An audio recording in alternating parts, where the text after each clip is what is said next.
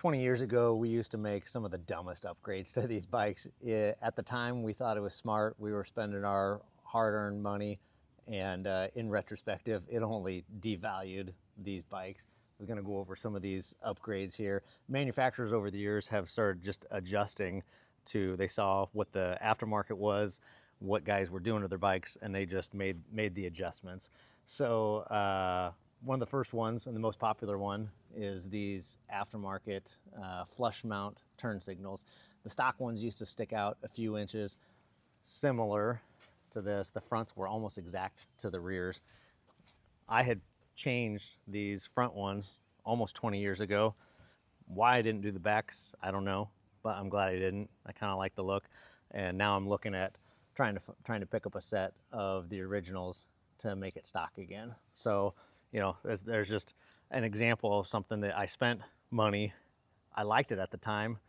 Now I think it's, you know, it looks dated to me. I like the stock look, and you know, it messes up with the electrical system too. Is the cadence of the blinking is like super rapid now, and I think you can buy something to put in there to fix that, but I don't know. I want to go back stock anyway. So that one is easier to come back from as long as you can find the hardware. But now I spent money to make this upgrade. Now I'm going to spend more money to undo the upgrade. I didn't keep those stock blinkers. I threw them in the trash can, and I'm sure a lot of guys did. And that's what made it, you know, these things harder to find. So that one's easier to come back from. One thing that guys used to do, this one kind of does it, is these mud flaps used to come way down here, and so guys would just hack it off, right? And so, you know, if you can find one that has the full mud flap, those are actually more desirable. They may not look as good. I've gone back and forth on should I find a stock Undertail. You can still find them OEM. You can replace those. You can take that tail section off, and you can remount an all new one. But you know, an OEM one unused, if you can find it, that's gonna be about $1,000. You can find used ones, but still it's a pretty penny. It's hard to believe. So again, that one's harder to come back from, but you can. If you can find the parts, you can come back.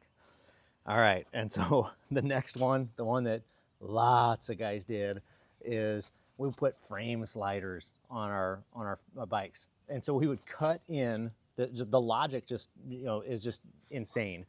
We would cut in to the fairing to put a frame slider that would, you know, mount to this bolt, and it would stick out. But we would have to cut into the fairing, you know, to make that fit. So like the logic, I'm gonna ruin my stock perfect fairings to protect them, right? Like you didn't protect it. These fairings, especially on this bike, RC51, they don't make replacements, right? So, you know, guys have crashed their bikes. They've bought all of the OEM leftovers, and now you can't find them. You go on eBay, you can find tons of them with the frame slider holes in them, but you can't find them without. Everybody wants the ones without, right? So, you know, even the ones with the frame slider hole in them, you know, just for one fairing, you're talking $600 if you can find it, and if it's in decent condition. You know, if you can find one that's uncut, you're talking $1,000, $1,200. You know, and people will line up to buy that. You won't have those very long. So that's just the logic between that. You know, like I found a guy locally. He had a nose fairing, and I bought the nose fairing from him, and he said, "Hey, I've got some, you know, unused side fairings," and man, I got excited. And he said, "The only thing is, I bought them brand new, and before I mounted them, I put the frame slider holes on them." And I said, "Yep, no, I don't want that, because I know I can get them, and I'd rather have these ones on than have an extra set that has a hole in them." So, yeah, if you did that, lots of guys did that. It's a darn shame. All right, and then so one of the last ones that is really, really, really hard to come back from is polishing the frame. You see, this right here is shiny. This one is more like a powder coated. Both of these are stock, right? But guys used to take frames like this and try to make it look like that. So they would take, you know, a power tool with a wheel on it, some Scotch-Brite or buffing tool or whatnot, and a compound, and they would just buff the crap out of it and make it super shiny, super mirror, you know, you could see yourself in it. You know, on a stunt bike, it looks super cool, and that bike is probably already devalued anyway. You know, it's not going to be a show bike, so it's like, okay, go for it. But like on a stock bike, guys would take perfectly good bikes and polish the frame, and now you see those bikes, and I don't want to say nobody wants them, but it definitely hurts the value, right? Anything has a price, and if you've done that, you know, you're gonna see it in your resale. So that's, you know, one thing that, you know, it's a shame why that became a fad. Why did we feel we needed to do that? I have no idea, because I honestly, you look at it, I don't think it adds to the look, right? So and late 90s, early 2000s, stunting was super popular. Guys would take a perfectly good metal tank and they would pound it down.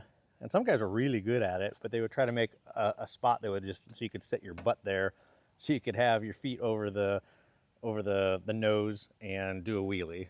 I think it was called a high chair. If it's a stunt bike, if the tank was already damaged, great, you know, go for it. But guys would take, I saw on numerous occasions where guys would take a perfectly good tank and do that. And of course, if you've ever tried to find a tank, you're talking pretty penny there. So, you know, things that we did back in the day that we wish we could undo. If you can find a stock bike that hasn't been messed with, low mileage bike, this is how you want them today. If you disagree with me, I'd love to hear the comments.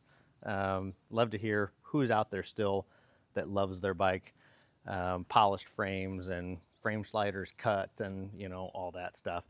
I will say the tail fairing mod does make it look good.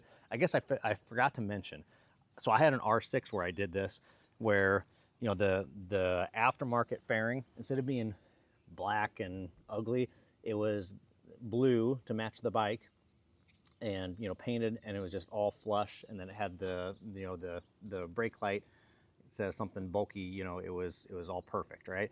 But I had to cut into the bike, into this piece, right?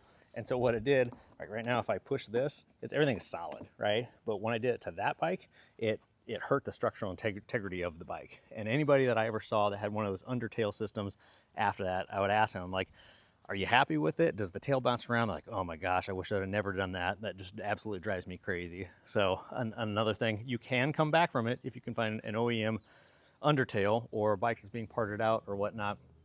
But man, you know, you're paying a lot for just a little bit of looks, and that's what most of these mods were. It was just for looks. So I love what manufacturers are doing now with, you know, the tail tidies.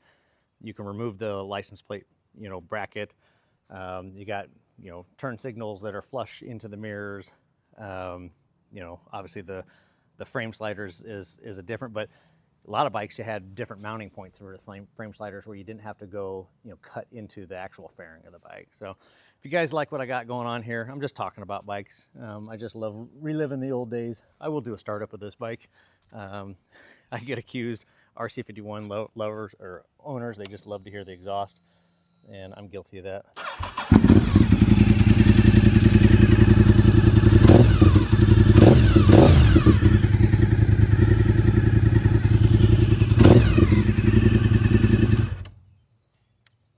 Of course, the timeless example of an upgrade that doesn't hurt the value is an aftermarket exhaust. I've never seen an exhaust that hurt the value of the bike. So yeah, it's better if you've retained the old stock exhaust to have it to sell with a bike, but that's the one upgrade that nobody really ever complains about. We love to hear the exhaust. So again, give me a like, give me a subscribe, and we'll talk to you guys later.